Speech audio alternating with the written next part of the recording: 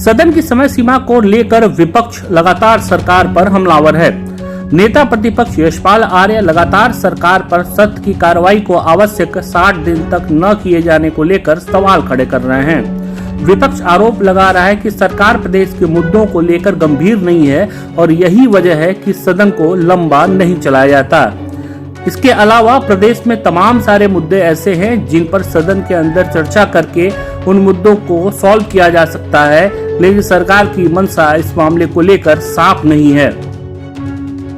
देखिए, आप जानते हैं कि जिस प्रकार से हमारे कार्यमंत्रणा समिति में हमने सारा विषय रखा और बहुत स्पष्ट तौर पे मैंने उस दिन भी कहा था, मैं आज भी आपके सामने दोहरा रहा हूँ कि जो हमारे पास बिजनेस है उसके मुताबिक हमने जो कार्यमंत्रणा समिति में विषय रखा उसी के अनुसार सदन की कार्रवाई संचालित है।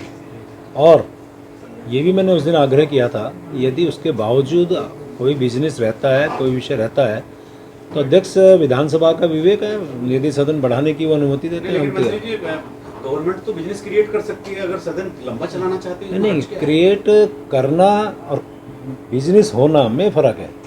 यदि हमारे पास बिजनेस है, निश्चित रूप से हम उस पर जो है पूरी तरह से हम तैयार हैं और सभी मुद्दे विधानसभा के पटल पे आने हैं, वो आ रहे हैं। और उसके बाद आप भी जानते हैं कि अनावश्यक रूप से सरकार का, जनता का पैसा, आप समझते हैं कि एक दिन में कितना पैसा लगता है, तो वो सारी चीज़ों को मद्देनजर रखते हैं। हम तो फिर भी आग्रह कर रहे हैं, विपक्ष चाहता है और माननीय अध्यक्ष विधानसभा यदि अनुमति देती है, कोई ऐसी स्थिति है तो हम सदन बढ़ाने के लिए।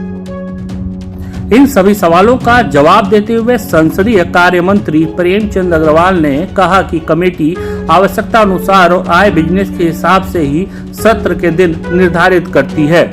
सत्र की कार्रवाई को ज्यादा लंबा रखने से जनता का ज्यादा पैसा खर्च होता है।